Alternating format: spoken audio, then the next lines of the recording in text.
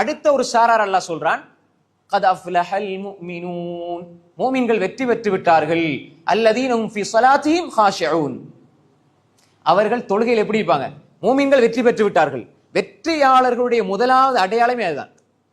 வெற்றியாளர்களுடைய முதலாவது அடையாளம் என்ன? தொழுகையில் அவர்கள் அல் ஹுஷூ, ஐன் கடைசியில அல் ஹுஷூ இருக்கும், உள்ளச்சத்தோடு இருப்பார்கள். அவர்கள் உணர்வோடு, அதாவது ரப்போடு பேசுகிற சிந்தனையில் இருப்பார்கள். வெளி சிந்தனைகளை குறைத்துக் கொள்வார்கள். அவர்களுடைய அசைவு, அவர்களுடைய எண்ணங்கள், சிந்தனைகள் எதுவுமே அவர்களுடைய எல்லையை தாண்டி செல்லாது, அவருடைய கட்டுப்பாட்டை மீறி செல்லாது. அல் ஹுஷூ இருக்கும். தக்பீர கட்டின உடனே என்ற ரப்போட பேசுறேன், வேற சிந்தனைகள் போனா கட்டுப்படுத்திடணும். சிந்தனை வெளியே போகும், ஆனா கட்டுப்படுத்திடணும். கட்டுப்படுத்தி உள்ள கொண்டு வரணும். அவர் ஓதுறது, அதை கேட்கிறது, அதுல சொல்லப்படுற விஷயங்கள், சொர்க்கம், நரகம், மறுமை, அல்லாஹ் என்ன, அந்த சிந்தனைக்குள்ள நீங்க உங்கள் சிந்தனைகளை சிறைபிடித்துக் கொள்ளுங்கள். அதான் அல் ஹுஷூ. அல்லாஹ்வோட, ரப்போட, என்னுடைய ரப்பு பார்க்கிறான், என்னோட ரப்பு பேசுகிறான், நான் அசைவதை அல்லாஹ் பார்க்கிறான், என்னுடைய எண்ணங்களை பார்க்கிறான். அல்லாஹ் தஆலா என்னுடைய உள்ளங்களில் ஊசலாடுகின்றவற்றை அல்லாஹ் பார்க்கிறான். அல்லாஹ் எல்லாவற்றையும் அறிந்திருக்கிறான். எனவே நான் அல் ஹுஷூவோடு தொழ வேண்டும். அடுத்த அல்லாஹ் என்ன சொல்றான்? கத் அஃப்லஹல் முஃமினூன் அல்லதீன ஹும் ஃபீ ஸலாத்திஹிம் காஷியூன் வல்லதீன ஹும் அனில் லக்வி முஅரிதூன். அவர்களிடத்துல கேளிக்கையான வீணான விளையாட்டுக்கள், கேளிக்கை அவர்களிடத்துல இருக்காது. சும்மா சின்ன சின்ன விஷயங்கள், அதுகள் அதை பெருசுபடுத்துறது, அதே மாதிரி வீணான விஷயங்களுக்குள்ள தன்னை ஈடுபடுத்திக் கொள்வது அவங்ககிட்ட இருக்காது. அடுத்த அல்லாஹ் என்ன சொல்றான்? வல்லதீன ஹும் லிஸ்ஸகாத்தி ஃபாயிலூன் வல்லதீன ஹும் அனில் லக்வி முஅரிதூன் வல்லதீன ஹும் லிஸ்ஸகாத்தி ஃபாயிலூன். தொழுகை அது உடல்ல உள்ளச்சத்தை கொண்டு வந்து கல்பால தொழுகிற அதே நேரம் கல்புல இருக்கிற அந்த உலக மோகத்துக்கு அவர்கள் சவாலாக தொழுகை கொண்டு வைத்து, இந்த சொத்தும் செல்வமும் என்னிடம் இருப்பதை விட இது உரித்தான ஏழைகளுக்கு செல்ல வேண்டும் என்பதில் இன்பமாக கொடுக்கிற ஒரு நிலையை தொழுகை கொடுக்கும். அல்லாஹ் சொல்கிறான், தொழுகையாளிகள் அவர்கள் இப்படி தொழுகையை வாழ்க்கையாக மாற்றி கேளிக்கையிலிருந்து தன்னை தவிர்த்துக் கொள்வார்கள். இருக்கிற பொருளாதாரத்தில் ஜகாத்தை அவர்கள் கொடுப்பார்கள். பொருளாதாரத்தை கொடுப்பாங்க. தொழுகிறார், 5 நேரம் தொழுகிறார், இபாதத் செய்கிறார், வணக்கத்துல முன்சஃப்ல இருந்து தொழுகிறார், ஜகாத்துல ஈடுபாடு அவர்கிட்ட இல்ல, சதக்காவில் அவருக்கு ஈடுபாடு இல்லைண்டா தொழுகையில் உள்ளச்சம் இல்லை, தொழுகையில் அவருடைய பூரணத்தன்மை பேணப்படவில்லை.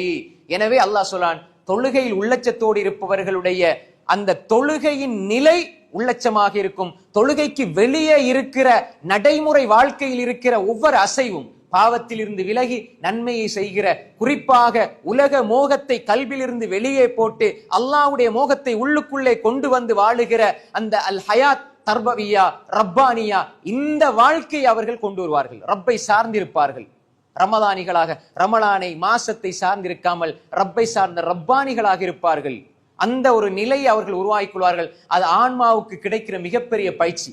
உலகத்தில் இருக்கிற சொத்து செல்வங்கள், உலகத்தில் இருக்கிற ஆசா பாசங்களில் உள்ள அளவு கடந்த மோகத்தை எல்லாம் குர்பான் செய்து அறுத்து விட்டு உள்ளத்தில் ரப்புடைய அந்த அன்பையும் ஆதரவையும், அவன் என்னை பொருந்திக் கொள்ள வேண்டும் என்ற இலக்கையும் வைத்து அவர்களுடைய வாழ்க்கையை தொழுகையாக மாற்றுவார்கள். இது தொழுகையாளிகள் பேணுகிற, ஆன்மாவுக்கு கொடுக்கிற மிகப்பெரிய பயிற்சி என்பதை நாம் புரிந்து கொள்ள வேண்டும். அன்புக்குரிய சகோதரிகளே, எனவே தொழுகையில் ஒரு மனிதன் உள்ளச்சத்தோடு இருப்பதற்கான சில வழிமுறைகள் இருக்கிறது. தொழுகையில எப்படி உள்ளச்சமா இருக்கலாம்?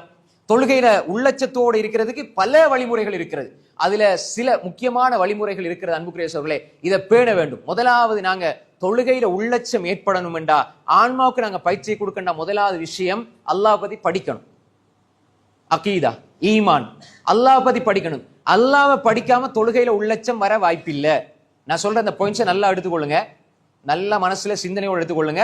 ஏன்னா நிறைய பேர் கேட்கிற கேள்வி, தொழுகையில உள்ளச்சம் வரதுக்கு என்ன செய்யறது? முதலாவது நீங்க அல்லாஹ் பத்தி படிங்க, ரப்ப பத்தி படிங்க.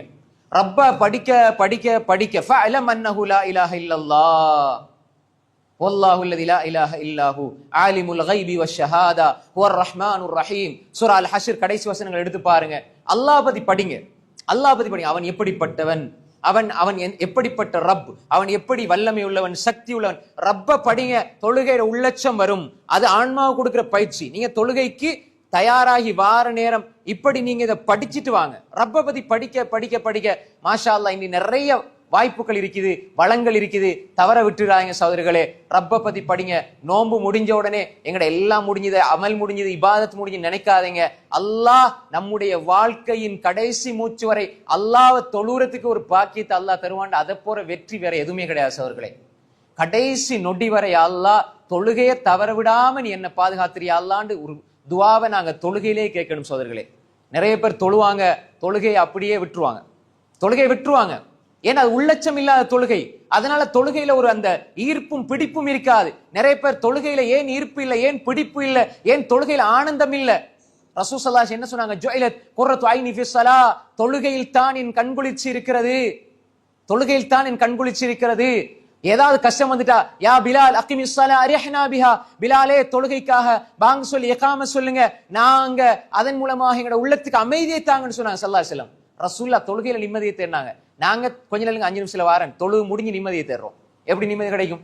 ஏதாவது பார்க் பீச்சுக்கு போறதுக்கு கொஞ்ச நேரம் இந்த வாரம் 5 நிமிஷத்துல தொழுதுட்டு வரேன், அவசரமா தொழுதுட்டு வரேன், அவசரமா தொழுதுட்டு நிம்மதியை தேடி வெளியே போறோம். ஆனா ரசூலுல்லாஹ் நிம்மதி தேவைன்னா தொழுகைக்குள்ள வந்தாங்க. தொழுகையில கிடைக்காத நிம்மதி, ரப்புக்கு முன்னால கிடைக்காத நிம்மதி, ரப்போட பேசுறதுல கிடைக்காத நிம்மதி உங்களோட மனைவியோட பேசுறதுல கிடைக்குமா? இந்த மஹ்லூக்களோட பேசுறதுல கிடைக்குமா? உங்களோட நண்பர்களோட பேசுறதுல கிடைக்குமா? கடைத்தெருவுல பேசுறதுல கிடைக்குமா? ரப்போட பேசுறதுலே உள்ள நிம்மதி அடையலடா, வேற யாரோட பேசி நிம்மதி அடையும் சோதர்களே? இந்த ஹாலிக்கோட பேசி நிம்மதி கிடைக்கலடா, மஹ்லூக்கோட பேசி எப்படி நிம்மதி கிடைக்கும்? எனவே அல் குஷூ எடுத்துக்கொள்ளுங்க. உள்ளட்சம் முதலாவது ரப்ப படிங்க.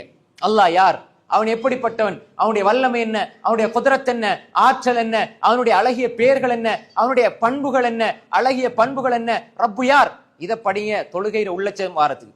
இரண்டாவது அன்புக்குரிய சகோதரர்களே, தொழுகையினுடைய வழிமுறைகளை குர்ஆன் சுன்னா அடிப்படையில் நீங்கள் பேணிக் கொள்ளுங்கள்.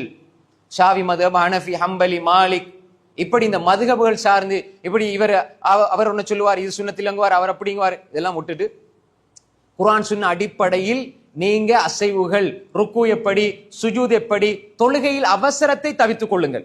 அவசரத்தை தவித்துக் கொள்ளுங்க. நபி வழியில நீங்க படிச்சிட்டீங்கன்னா அவசரம் தவிர்க்கப்படும். பதறிக்கிட்டு அப்படி எலும்பி குனிஞ்சி இந்த மாதிரி விஷயங்களை தவிர்த்து நபி வழியில நீங்க தொழுகையை படிங்க.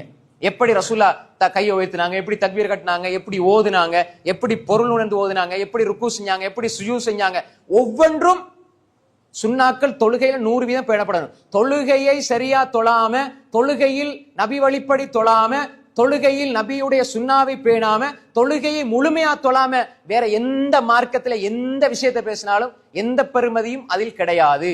தொழுகையை நீங்க விட்டுட்டீங்க, தொழுகையில நீங்க பூரணம் இல்லைண்டா நீங்க உலகத்துல எதை பத்தி பேசியும் அவர் எவ்வளவு பெரிய ஆளா இருந்தாலும் அவருக்கு எந்த பிரயோசனமும் கிடையாது. அடிப்படை தொழுகை தான். தொழுகையை விட்டு அவனுக்கு இஸ்லாத்துல பங்கு இல்லை. அதுக்கப்புறம் நீ எந்த மார்க்க சட்டத்தை பேசினாலும் பிரயோசனம் இல்லை. எனவே அன்புக்குரிய சகோதரர்களே, தொழுகையில நபி வழிப்படி தொழுகிறதுக்கு நீங்க படிச்சீங்க என்றால் தொழுகையில உள்ளட்சத்தை ஏற்படுத்திக் கொள்ளலாம். இது இரண்டாவது.